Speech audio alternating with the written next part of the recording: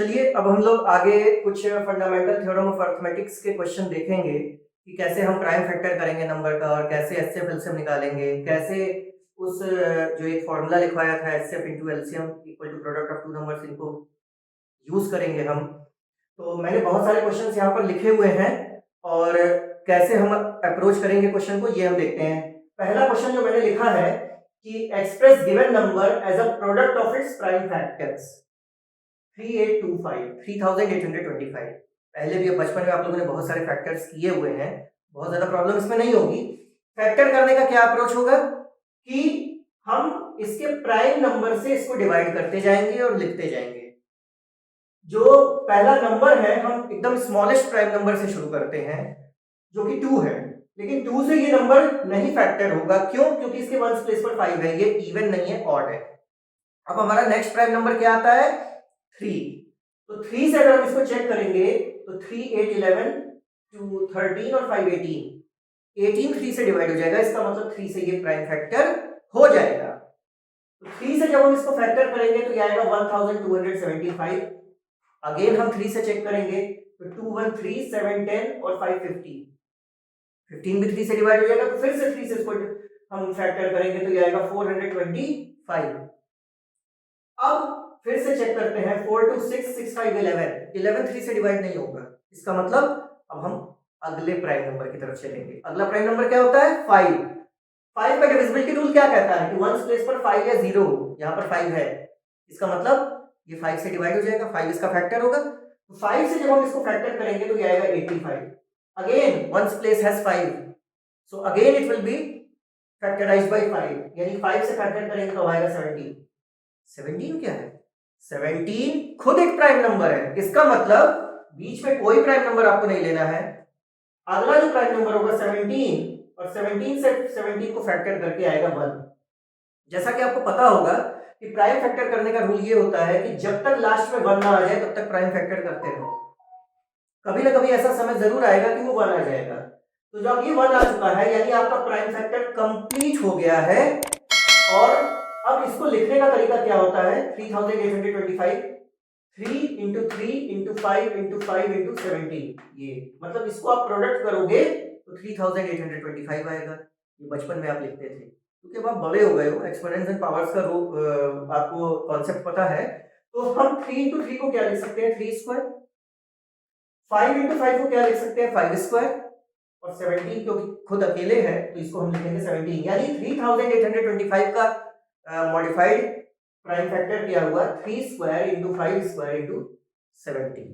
अगर आप अगले क्वेश्चन पर नजर डालिएगा तो ये उस रिलेशन पर है जो मैंने आपको बताया था कि अगर एलसीएम और एचसीएफ का प्रोडक्ट करते हैं तो वो उन दो नंबर्स के प्रोडक्ट के इक्वल आएगा जिसका कि एलसीएम और एचसीएफ आपने निकाला है।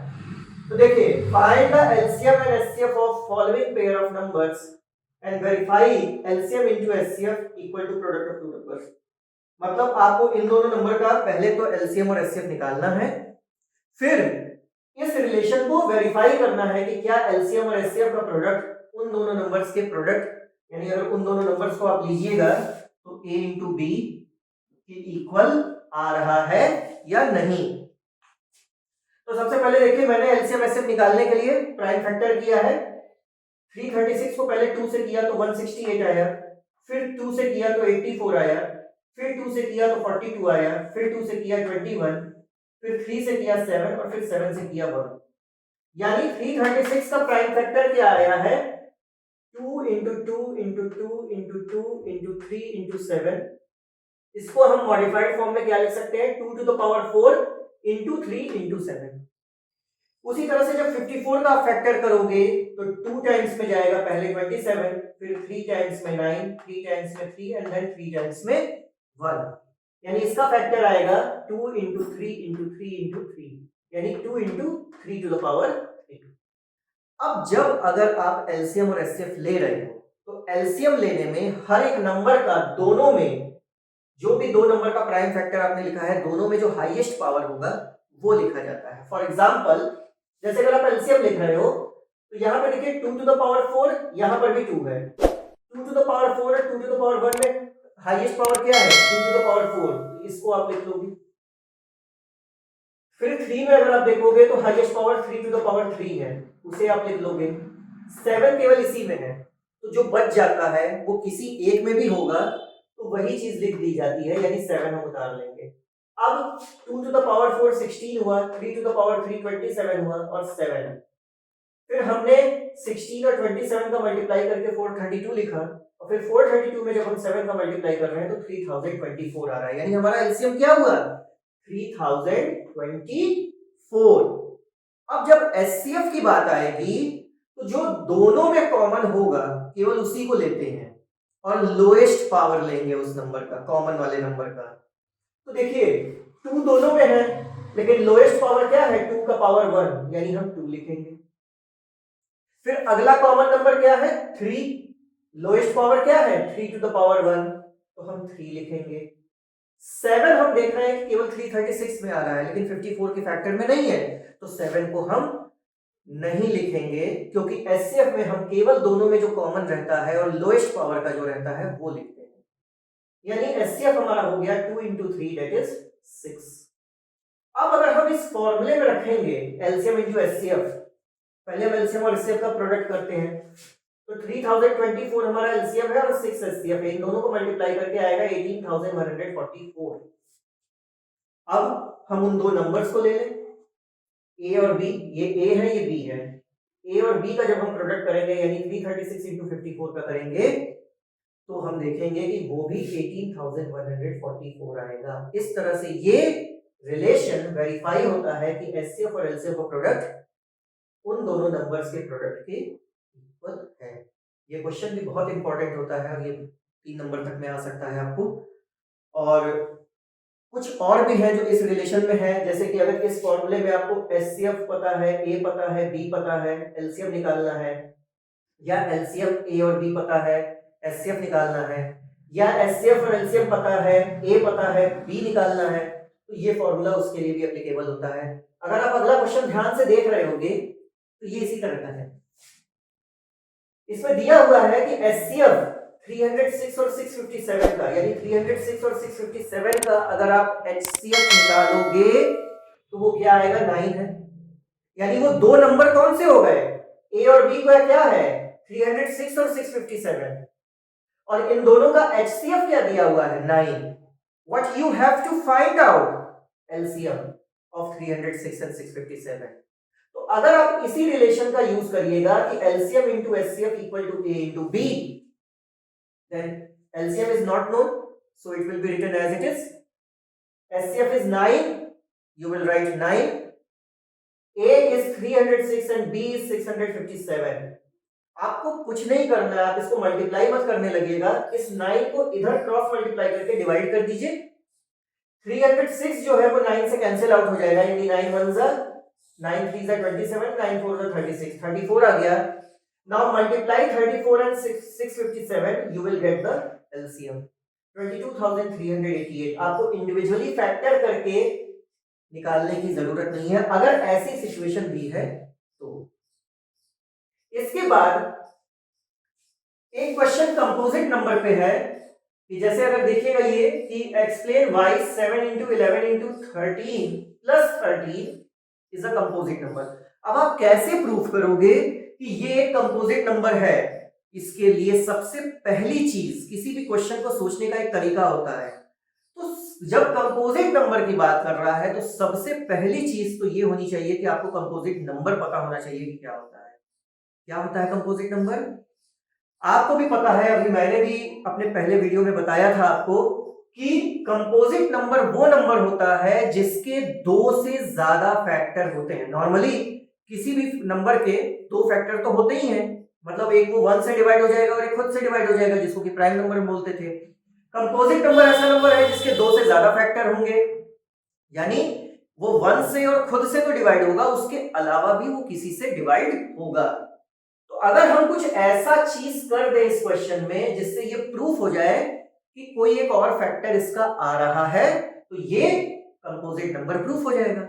इसके लिए मैंने क्या किया, मैंने इस नंबर को उतार दिया 7 into 11 into 13 प्लस 13 को 13 के आगे मैंने 13 into 1 लिख दिया ताकि क्लैरिटी आपको रहे कि जब मैं कॉमन लूंगा तो क्या चीज होगी। मैंने अब क्या किया कि देखिए ये एक नंबर है और ये दूसरा नंबर है, इन दोनों के बीच में प्लस साइन लगा है, अगर इन दोनों में आप कॉमन देखना चाहोगे तो 13 है, 13 को हम कॉमन ले सकते हैं, तो इस तरफ क्या बचेगा 7 into 11 बचेगा और इस तरफ क्या बचेगा केवल 1 बचेगा। जनरली बच्चे क्या करते हैं वहां 0 लिख देते हैं, इसीलिए मैंने क्लैरिटी के लिए वहां पर into 1 लिखा, क्योंकि into 1 तो सबके साथ लिख सकते हैं। तो 7 into 11 plus 1, 7 into 11 क्या हो जाएगा 77 and 1 will be added, then it will become 78 into 13। ये 13 है क्या, ये बाहर जो आपने कॉमन लिया है 13, ये क्या रिप्रेजेंट कर रहा है, ये रिप्रेजेंट कर रहा है कि ये जो भी नंबर कैलकुलेट करके आएगा ये 13 उसका फैक्टर है, मतलब ये 13 उसको डिवाइड कर देगा, इसका मतलब 13 एक अदर फैक्टर हुआ 1 और उस नंबर के अलावा। Therefore 13 is a factor of given number, so it is a composite number। तो कोई भी अगर इस तरह के और भी बहुत सारे एग्जांपल्स हो सकते हैं, आप अपने बुक्स में साइड बुक्स में देख सकते हो, तो आप इसी तरीके से कॉमन लेकर उसको दिखाओगे। जहां तक बहुत बार कंफ्यूजन रहता है कि इसको क्या मल्टीप्लाई करके भी दिखाना है, नहीं, इसको मल्टीप्लाई करके दिखाना जरूरी नहीं है, आप चाहो तो यहां पर भी लीव कर सकते हो, लेकिन यहां तक कर देना चाहिए सॉल्व, मल्टीप्लाई करने की जरूरत नहीं है, क्योंकि वो फैक्टर आपका 13 दिखना चाहिए कि हाँ वो 13 फैक्टर है।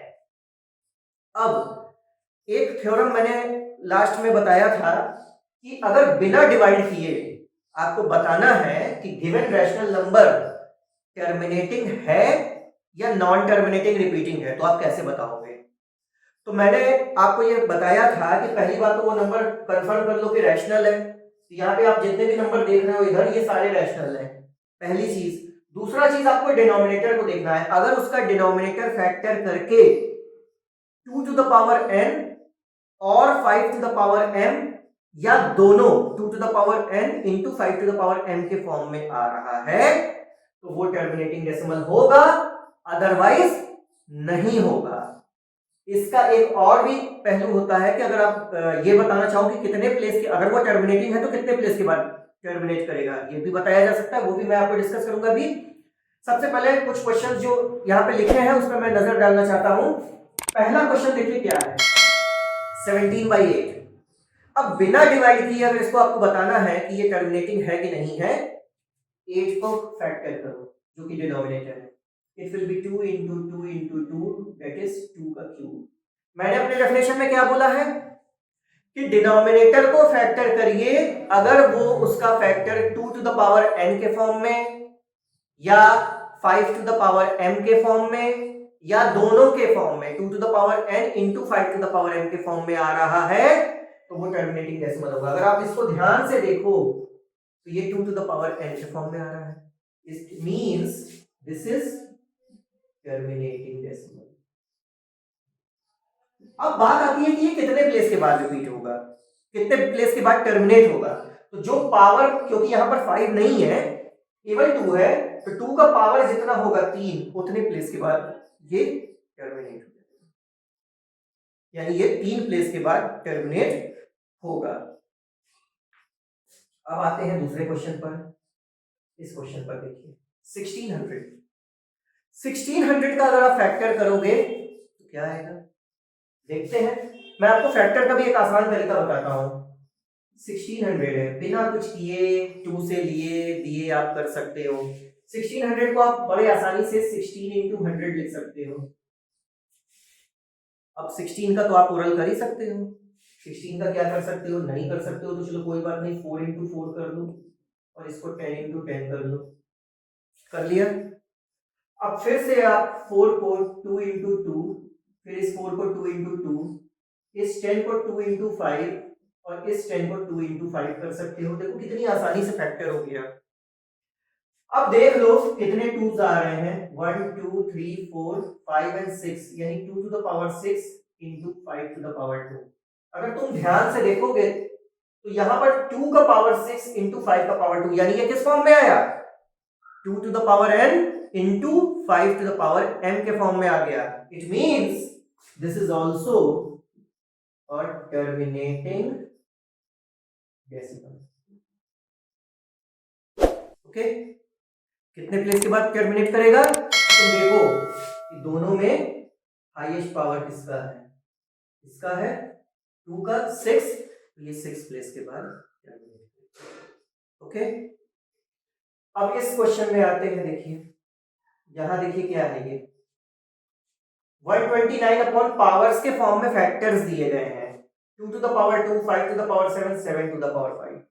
ये दोनों तो ठीक है, ये इस पे फोकस करो जो कि तुम्हारे डेफिनेशन को मैच नहीं कर रहा है।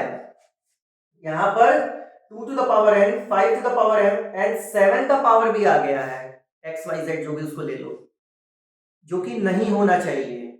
आपके डेफिनेशन के हिसाब से डिनोमिनेटर में के फैक्टर में केवल 2 to the power n और 5 to the power m के फॉर्म में होना चाहिए। इट मींस यहां पर अगर एक्स्ट्रा आ गया है तो ये non terminating and repeating decimal, okay. अगला क्वेश्चन देखिए 43/2 to the power 11 into 5 to the power 13। यहां पर भी आप देख रहे हो कि इसके फैक्टर में 2 to the power n और 5 to the power m के फॉर्म में है। इसका मतलब ये टर्मिनेटिंग होगा और कितने प्लेस के बाद टर्मिनेट करेगा, 13 प्लेस के बाद, क्योंकि 2 का पावर 11 है, 5 to the power 13 है और हाईएस्ट पावर क्या है 13, तो ये 13 प्लेस के बाद। तो इस तरह से ये मतलब मल्टीपल चॉइस में 1 मार्क्स के क्वेश्चन आ सकते हैं, इन पे बहुत फोकस करने की जरूरत है। कभी कभी क्या होता है कि जैसे ये मान लीजिए 43 के बजाय मान लीजिए ये 43 के बजाय ये 100 है, तो अब इसमें आपको ध्यान देने की जरूरत है, क्योंकि 100 का आप फैक्टर कर सकते हो। 100 का क्या फैक्टर कर सकते हो, 2 to the power 2 into 5 to the power 2, नीचे 2 to the power 11 into 5 to the power 13 है, तो ये और ये कैंसिल हो सकता है। उसको कैंसिल करने के बाद आप देखोगे कि मतलब अब ये क्या हो जाएगा, ये कैंसिल होके आपका ये 9 हो जाएगा और ये कैंसिल होके 11 हो जाएगा। उसके बाद आप देखोगे कि जो हाईएस्ट पावर रहेगा, कभी कभी दिखता कुछ है होता कुछ है, हो सकता है कि ये 2 का पावर ज्यादा हो जाए, या ये हो सकता था कि जैसे कि मैं एक और अगर एग्जांपल आपसे लूं तो इसमें क्या हो जाएगा, मान लीजिए 100 की जगह मैंने 50 ही कर लिया, ठीक है, 50 अपॉन 2 का पावर 11 है और 5 का पावर 12 है। तो अब अगर आप देखोगे तो यहां पर भी 50 का फैक्टर हो सकता है, तो फैक्टर करने के बाद वो कैंसिल करने के बाद आप देखोगे कि नीचे पावर कितना बच रहा है। तो डायरेक्टली आपको नहीं करना है, इस तरह के क्वेश्चन से बहुत ध्यान देने की जरूरत रहती है, और अगर आप ध्यान दोगे तो ये 1 मार्क्स के क्वेश्चन कभी भी गलत नहीं होंगे। तो ये कुछ क्वेश्चंस थे इस चैप्टर से रिलेटेड इंपॉर्टेंट क्वेश्चन जो मैंने आपके सामने रखे हैं। उम्मीद करता हूं कि आपको ये मेरा वीडियो पसंद आया होगा, और इसके अगर आपको पसंद आया है तो लाइक, सब्सक्राइब और शेयर करना मत भूलिएगा। मिलते हैं अगले वीडियो में अगले चैप्टर और अगले रिवीजन के साथ।